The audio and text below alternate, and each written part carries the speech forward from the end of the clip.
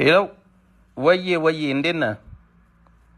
አለው እንዴ የምን ፕሮግራም ነው ደግሞ?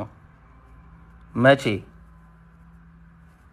ዛሬ ማታ ስንት ሰዓት ላይ? አረ ይመቸኛል። 5 ሰዓት በጣም አሪፍ ሰዓት ነው እንደው። እንዴ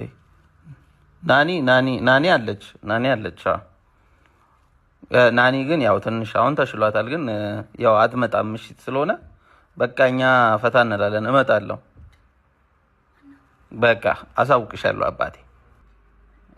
እሺ ቻው።